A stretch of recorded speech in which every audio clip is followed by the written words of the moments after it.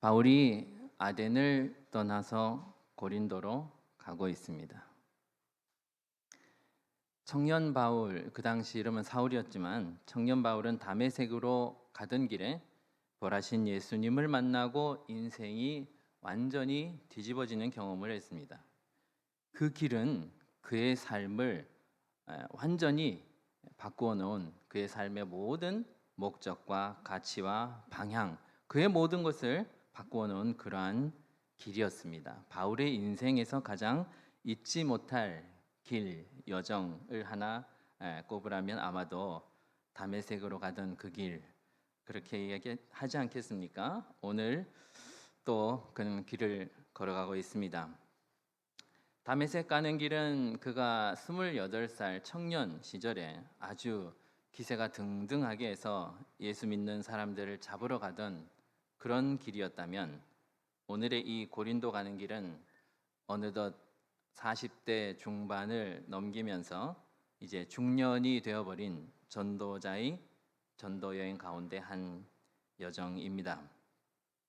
그런데 이 길이 아마도 그의 인생에서 두 번째로 잊지 못할 그런 길이 아니었을까 저는 생각합니다. 바울은 참으로 길에서 많은 시간을 보냈던 사람입니다.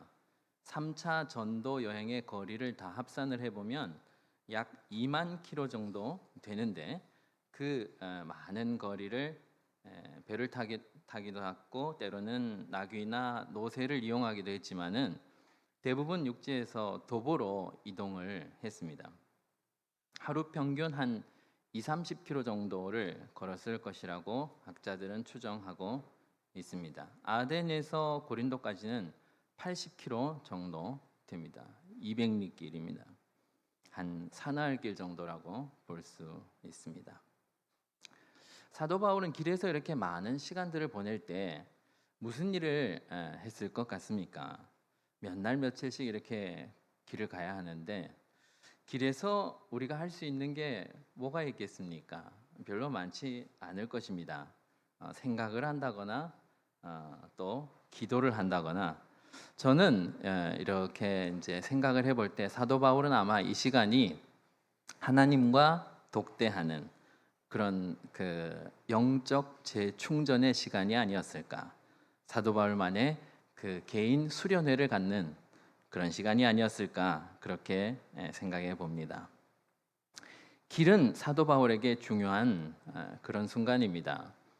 여러분, 그 바울의 다메섹 회심 그 사건도 그냥 피상적으로 드러나는 그 사건 하나만 우리가 볼 것이 아니라, 그가 그 다메섹으로 가던 길에서 아주 밝은 빛 가운데서 하나님을 만나고 엎드러져서 눈이 멀어버리지 않습니까? 그리고 사람들의 손에 이끌려서 다메섹으로 갔는데, 얼마 동안 하나님이 바울의 눈을 감게 합니까? 사흘 동안이요. 그러면 앞을 못 보는 그 시간 동안 뭘 할 수 있었겠습니까? 생각을 했겠죠. 그 놀라운 사건을 자기가 이렇게 돌이켜 봤을 때 그 밝은 빛의 하나님의 임재, 분명히 나는 하나님과 대화를 했어요. 그 내가 만난 그분이 내가 믿는 여호와 하나님인데, 그분이 이렇게 이야기하시는 거예요. 내가 하나님 맞고 동시에 네가 핍박하는 예수다, 메시아다, 이렇게 얘기하시는 거예요. 그래서 그 사흘 동안에 그는 뭡니까? 지금까지 가지고 있었던 모든 신학들이 재정비되는 그런 시간들이 있었던 것입니다. 이걸 그가 혼자 머릿속으로 다 했다고 보지 않습니다. 물론 그는 아주 머리가 명석하고 똑똑한 사람이고 그의 머릿속에는 구약 성경이 다 들어있어요. 하지만은 분명히 성령 하나님께서 개입하셔서 그의 모든 신학을 다시 재정비하는데 분명히 역사하셨을 것이라고 저는 믿는 것입니다. 그래서 그의 회심 사건은 적어도 사흘 정도에 걸쳐서 일어난 사건이다, 저는 그렇게 봅니다. 그 이후로도 그 바울이 본격적으로 사역을 하기까지 그런 양생의 시간을 가집니다. 오늘도 그는 고린도 가는 길에 하나님과 독대하는데, 오늘은 다른 그 여느 길보다 좀 더 깊은 특별한 수련회를 가지는 것 같습니다. 오늘 본문을 보시면은 그 후에 아덴을 떠나 이렇게 이야기하고 있습니다. 아덴에서 어떤 일이 있었어요? 어떤 일이 있었길래 이 길에서 하나님과 그렇게 특별한 수련회를 해야 하는 것입니까? 여러분, 사도 바울은 우리가 알고 있는 최고의 전도자입니다. 복음과 함께 고난을 받으라, 이렇게 영적 아들 디모데에게 편지했던 그는 그야말로 복음과 함께 고난을 받는 것이 어떤 것인지를 자신의 삶으로 보여줬던 사람입니다. 그는 가는 곳곳마다 제자를 삼고 교회를 세웠습니다. 그가 복음을 전하는 곳마다 복음이 힘있게 역사하였고, 또 그는 복음과 함께 고난을 받았습니다. 복음을 전하고 옥에 갇히고, 복음을 전하고 매를 맞고, 그를 죽이려고 쫓아다니는 유대인들이 얼마나 많았는지 모릅니다. 바울의 전도의 패턴을 보시면요, 이쪽에 가서 복음을 전하고 교회를 세우고 제자를 세워놓고 핍박을 받고 또 도망을 가고 다른 데로 갑니다. 이것이 바울의 전형적인 선교 패턴입니다. 그런데 아덴에서는 그렇지 못했어요. 이 아덴이란 도시는 아주 독특한 도시입니다. 그가 이전에 전도했던 그 여느 도시와는 상당히 다른 점이 있었는데요. 아덴이 뭡니까? 우리가 알고 있는 일부러 그 그리스 아테네죠. 서양 철학사 우리 도덕책에서부터 계속 나왔던 이름 아닙니까? 거기에 뭐 스토아 학파, 에피쿠로스 학파, 이 사람들이 있는 도시예요. 이 아덴 사람들은 지적 호기심이 아주 많은 사람들이었습니다. 사도행전 17장 21절에 보시면은 모든 아덴 사람과 거기서 나그네 된 외국인들이 가장 새로운 것을 말하고 듣는 것 이외에는 달리 시간을 쓰지 않았음이더라. 아멘. 이 아덴 사람들은 이렇게 철학적 사유와 변증을 아주 좋아해서 사람들이 모여서 이런 논쟁을 하고 철학 이야기를 하는 것이 그들의 삶이에요. 또 이래서 철학을 공부하는 사람들이 세계 각처에서 또 모여드는 곳이기도 하고, 거기서 이렇게 무슨 학파, 또 선생님 밑에서 변증, 궤변 있지 않습니까? 이런 걸 공부하는 그런 곳이란 말이에요. 그래서 도시 전체가 그런 분위기예요. 길이든 어디든. 그래서 그런 광장이나 이런 사람들이 모이는 곳이 있었어요. 그 넓은 바위 위에서 모여서 이렇게 토론하고 하는 그런 분위기가 많단 말이에요.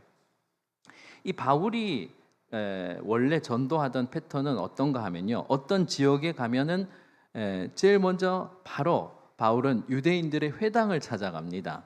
이 회당에서 말씀을 전하고 거기서 처음 전도를 시작해서 유대인들을 중심으로 이렇게 거점을 확보하고 그 거점을 통해서 전도를 해요. 근데 그런 전략을 이제 취하시죠. 보통 또 하나님이 가는 데마다 동역자들을 붙여주시고 사람들을 예비해 두셔요. 자, 이 그런 패턴이 또 지혜롭고 효율적일 수밖에 없는 게, 이 이방인들에게 이 복음을 전한다는 것이 상당히 그 비효율적입니다. 이 하나님을 모르는 사람이에요. 그 바울이 예를 들어서 이방인들에게 이 복음을 전한다. 그럼 어땠을까요? 일단은 사람들이 들어주지 않습니다. 이 하나님도 모르는 사람에게 하나님의 아들 메시아 예수 그리스도 이 복음, 예수 믿고 구원받는 복음을 전하려면 창조주 하나님, 유일신 하나님, 다 많은 시간 이야기를 해야 되는데 그걸 듣고 있을 사람이 없다는 겁니다. 그런데 유대인들은 어떻습니까? 이미 하나님을 너무나 잘 알고 믿고 있는 사람이고 자신도 유대인이죠. 그래서 자기 같은 사람들을 전도하고 싶은 거예요. 그래서 그들은 이미 회당에서 말씀을 전하고 또 강론하고 난 이후에 또 누구에게 이렇게 그 요청을 해요. 나와서 권면의 말씀을 해주실 분이 계십니까? 그런 순서가 있는 거예요. 사도 바울이 그걸 너무나 잘 알고 저요 하고 나가서 이렇게 확 이렇게 말을 잘해서 또 전도하면 몇몇은 관심을 보이고 이런 식으로 전도를 했던 것입니다. 그런데 뭡니까? 아덴은 그게 아니에요. 어디 가나 사람들이 아까 읽은 그 사도행전 17장 21절 말씀처럼 이 철학적 이야기 또는 신선한 새로운 이야기, 이런 이야기를 듣고 싶어하는 사람들이 많은 거예요. 그리고 이야기를 하는 사람들이 모여 있는 거예요, 가는 데마다. 그래서 광장에서 사도 바울은 물론 아덴에서 회당에서도 복음을 전했지만은 여러 곳에서 많이 전했어요. 이 바울이 참 이 철학하면은 둘째가라면 서로할 사람입니다. 이 사람은요, 철학이 전공이에요. 논쟁을 해서 누구에게 질 사람이 아니에요. 그 바울이 이런 말을 했지 않습니까? 왜 그 내가 말에는 조라나, 옛날 버전에는 말에는 조라나 지식에는 그렇지 아니하니 요즘은 말에는 부족하나 이렇게 바뀌었습니까? 하여튼 그 말을 우리가 바울이 말을 잘 못한다 이런 식으로 오해하지 마시기 바랍니다. 이 문맥을 보시면은 결국 뭡니까? 내가 지식은 누구에게도 지지 않는다, 그 이야기예요. 말을 재밌게 하지는 못할 거예요. 아마도 바울은 스타일이 그런 사람입니다. 바로 그 앞절에도 보면 뭐라고 되어 있는가 하면 내가 지극히 큰 사도들보다 부족한 것이 조금도 없는 줄 생각하노라. 무슨 말인가 하면 어떤 사람하고 비교도 나는 지식에 있어서만큼은 안 진다. 어떻게 보면 좀 교만한 것 같은 그런 자신감입니다. 이 분야에 있어서는 바울은 너무 자신이 있는 거예요. 그냥 그래 그 바울의 3차 전도 여행 때 보면 왜 재밌는 일이 있었죠. 우리 잘 아시는 그 유두고 사건. 그 3층에서 창문에 걸터 앉아가 설교 듣다가 졸다가 떨어지지 않습니까? 설교를 하는데 재밌게 말하지는 않는 것 같아요. 근데요, 바울은 상당히 철학적인 사람이라서 말이 어렵습니다. 우리도 이 바울 서신 읽어보면 한 번씩 말이 참 어렵다. 우리 지금 사역자반에서 로마서 8장 암송하고 계시죠? 로마서 쭉 처음부터까지 읽어보세요. 어렵습니다. 이런 바울이에요. 철학하면 둘째가라고 서론 이런 데서 그냥 바울은 물 만난 고기처럼 그래 여기다 이거예요. 그냥 멍석을 깔아준 것입니다. 여기서는 유대인들의 방해도 없었어요. 핍박도 없었어요. 그런데 결과는 어땠습니까? 대참패였습니다. 성경은 아덴 사람들이 바울을 조롱했다고 기록하고 있습니다. 이런 낭패가 어디 있습니까? 결국 아덴에서는 교회가 세워지지 못했고 별 소득 없이 바울은 물러날 수밖에 없었습니다. 그저 몇 명이 복음을 받아들였다, 그게 다예요. 그 일이 있은 후에 아덴을 떠나서 이렇게 고린도로 가고 있는 것입니다. 그런데요, 이 대참사 이후에 가는 곳이 또 하필 고린도예요. 이 고린도는 어떤 곳입니까? 여러분, 고린도도 참 희한한 곳인데요, 아덴과 정반대되는 그런 도시입니다. 고린도는 아주 발달된 항구 도시였어요. 상업과 무역이 아주 발달한 것이었어요. 그 항구 도시가 원래 좀 향락적이고 퇴폐적인 경향이 있습니다.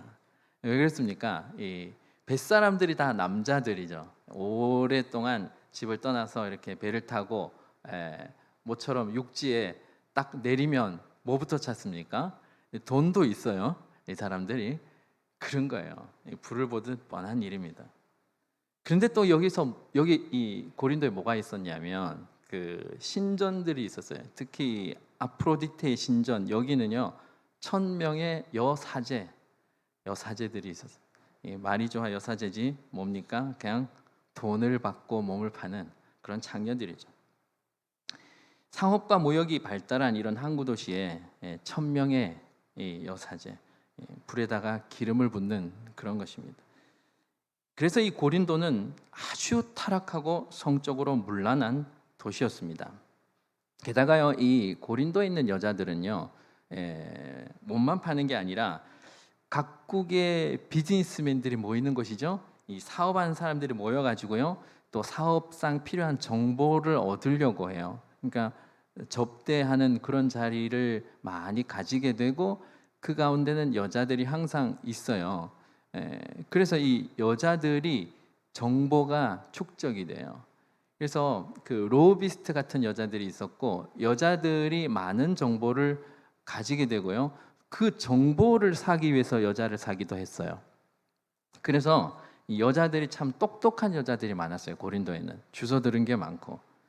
그래서 그 여자들이 교회에서까지 들어와서 이제 아주 이렇게 똑똑하게 말을 너무 많이 해서, 그래서 고린도 전서에 보면 아주 유명한 말이 나오지 않습니까? 여자는 교회에서 잠잠하라. 우리 자매님들이 이런 말씀 읽으면 되게 시험 많이 봤는데 하나님이 남녀 차별하시네. 근데 이런 좀 배경적인 정황적인 그런 것들을 조금 이해해 주실 필요가 있지 않겠나 생각을 해봅니다. 여튼 이러한 그 고린도를 향해서 지금 바울이 걸어가고 있는 거예요. 바울은 또 어떤 사람입니까? 이 사람은 바리새인이죠. 이 바리새인들이 어떤 사람이에요? 이 율법주의자. 그 혹시라도 여자를 보고 음욕을 품을까봐 땅을 보고 걸어가는 사람들이에요. 이 사람들은 모든 율법과 전통을 다 지키고요, 일주일에 한 번씩 금식하고요, 아주 금욕적인 그런 생활을 하던 사람들이에요. 그런 그가 예수 믿고 이런 그 외식하는 바리새인의 옷을 다 벗어버렸습니다. 이제는 뭐 그런 바리새인이 아니라고 할 수 있어요. 그렇지만은 내가 이제 바리새인이 아니라고 해서 고린도 사람이 되는 것은 아니에요. 바울은요, 아덴과 어울리는 사람이에요. 고린도는 너무 자기랑 맞지 않는 곳이에요. 그렇게 힘든 곳이에요. 아덴에서의 그런 대참패 이후에 하필 또 가는 곳이 가장 자신 없는 그런 곳으로 바울이 지금 가고 있는 것입니다. 내가 과연 이런 천하의 음란한 도시에 들어가서 복음을 전할 수 있을까? 나의 학식이, 나의 철학적 사고가, 나의 수사학적인 능력이 이게 무슨 쓸모가 있을까? 이게 그 사람들에게 통할까? 그런 걱정을 많이 했을 것이라고 생각할 수 있습니다. 바울의 이 불안한 마음을 고린도전서 2장 3절에서 잘 찾아볼 수 있습니다. 고린도전서 2장 3절 같이 읽습니다. 시작. 내가 너희 가운데 거할 때에 약하고 두려워하고 심히 떨었노라. 사도 바울이 어떤 사람입니까?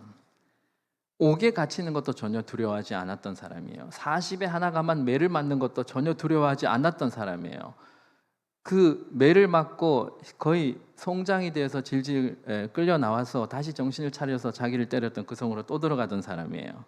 기껏해야 내 육신밖에 죽이지 않는 사람을 나는 전혀 두려워하지 않는다. 그런 사람이에요. 그런 산전수전 다 겪은 관록이 있는 이 중년의 전도자가 약하고 두려워하고 심히 떨었다 할 정도로 이 고린도라는 도시는 참 바울에게는 힘든 곳이라는 거예요. 가고 싶지 않은 곳이에요. 자, 아덴에서 이렇게 한 번도 경험해보지 못했던 전도 사역의 실패를 딛고 가고 싶지 않은 두려운 곳으로 걸어가고 있는 이 길이 바로 고린도 가는 길이에요. 그의 마음이 얼마나 무겁고 참담했을까 생각해 봅니다. 여러분, 야곱이 형 에서를 만나러 가는 길을 한번 생각해 보십시오.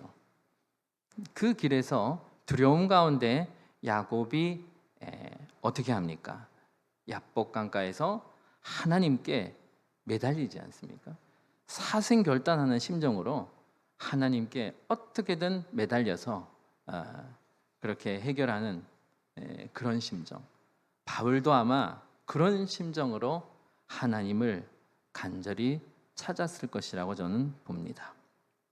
다메섹에서 강권적으로 만나주셨던 그 하나님이 고린도 가는 길에 그의 부르짖음을 들으시고 그를 찾아와서 만나 주셨습니다. 그리고 그분과 함께 3박 4일의 수련회를 가진 것입니다. 그 수련회를 통해서 사도 바울은 다시 한번 껍데기를 벗는 회심의 역사를 경험하게 됩니다. 아덴에서 실패했던 원인도 분석을 하고, 그럼 내가 뭐가 잘못됐는가? 그가 아덴에서 전도한 내용을 보면 참 자기 지식으로, 자기 생각으로, 자기 실력으로, 자기 능력으로 이렇게 전도를 했는데, 이상하게도 평소답지 않게 그는요 아덴에서 예수 그리스도라는 이름을 언급하지 않아요. 하나님의 아들이란 말도 하지 않고 십자가란 단어도 언급하지 않아요.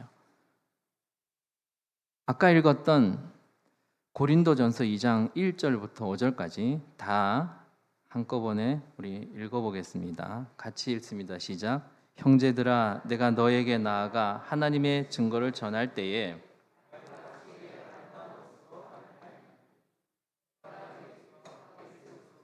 그의 십자가에 못 박히신 것 외에는 아무것도 알지 아니하기로 작정하였습니다.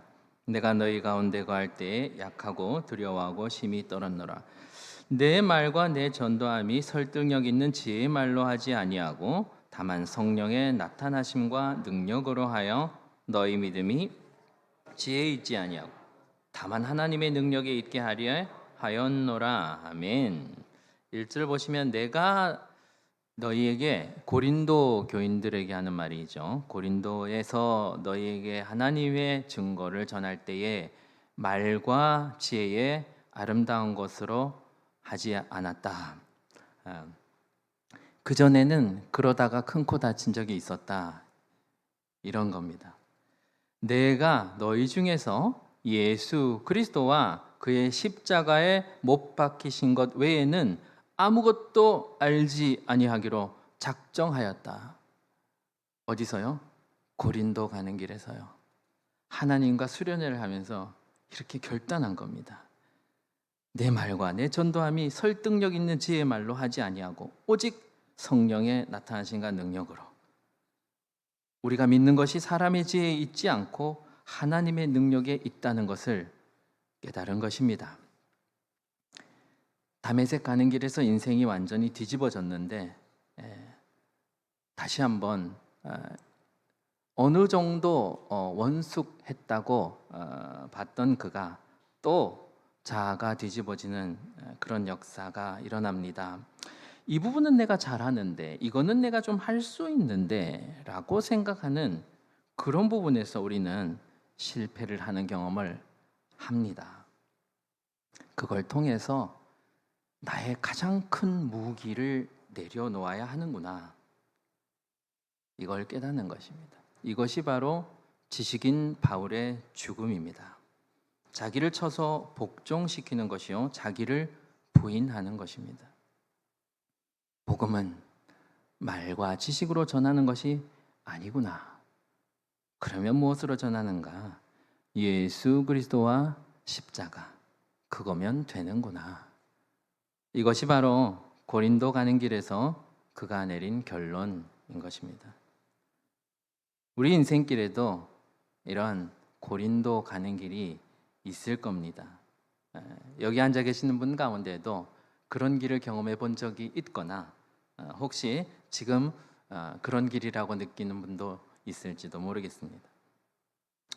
사랑하는 여러분, 우리가 실패를 경험하는 것은 하나님의 은혜인 경우가 있습니다. 우리는 그렇게 해서 우리 자아를 깨달아야 되는데요. 사도 베드로도 예수님의 부르심을 받고 여러 번 예수님이 콜링을 했어요. 한 번에 딱 이렇게 따라온 것이 아니에요. 복음서를 다 읽어보면 베드로가 어디서 예수님께 무릎을 꿇었는가 하면 결정적인 사건이 있었는데요. 그 밤이 맞도록 고기를 잡았는데 한 마리도 못 잡았어요. 그 예수님이 깊은 데로 가서 그물을 내려라 했을 때 자기의 이 전문적인 지식과는 정반대되는 그런 명령에 순종했을 때 그물이 찢어질 만큼 고기가 잡혔어요. 거기서 무릎을 꿇은 것입니다. 주여 나를 떠나소서 나는 죄인이로소이다. 장모의 열병을 고쳐주셨을 때도 그렇게 반응하지 않았습니다. 하나님이 우리에게요 뼈아픈 실패를 그런 실패 경험을 허락하게 하시는 그런 이유가 내 힘 빼라, 내 힘 의지하지 마라, 다 맡겨라 하는 것입니다. 내가 제일 자신 있는 부분을 맡겨야 된다면 다른 부분은 말할 것도 없는 것입니다. 우리는 주님 앞에서 다 내려놓아야 하는 것입니다.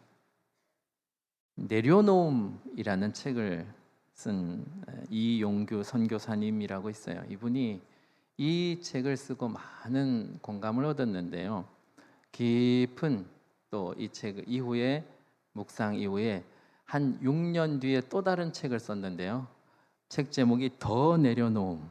그 어떤 인터뷰를 제가 본 적이 있는데 다 내려놓았다고 생각했는데 우리는 더 내려놓아야 할 게 있다. 아직도 우리는 더 내려놓아야 할 것이 있다는 것입니다. 내가 가진 모든 지식, 능력, 재물, 사회적 지위 다 배설물처럼 내려놓았는데 마지막에 내 자신까지도 내려놓아야 된다는 것입니다. 누구든지 나를 따라오려거든 자기를 부인하고 자기 십자가를 지고 나를 따를 것이니라. 본능적으로 우리는 자신을 부인하는 것이 힘든 죄인입니다. 바울이 아덴에서 그 큰 실패를 경험하고 자기 부인과 십자가를 배웠듯이 우리도 우리 인생의 고린도 가는 길에서 자기 부인과 십자가를 배워야 하는 것입니다. 누구든지 나를 따라오려거든 자기를 부인하고 자기 십자가를 지고 나를 따를 것이니라. 아멘.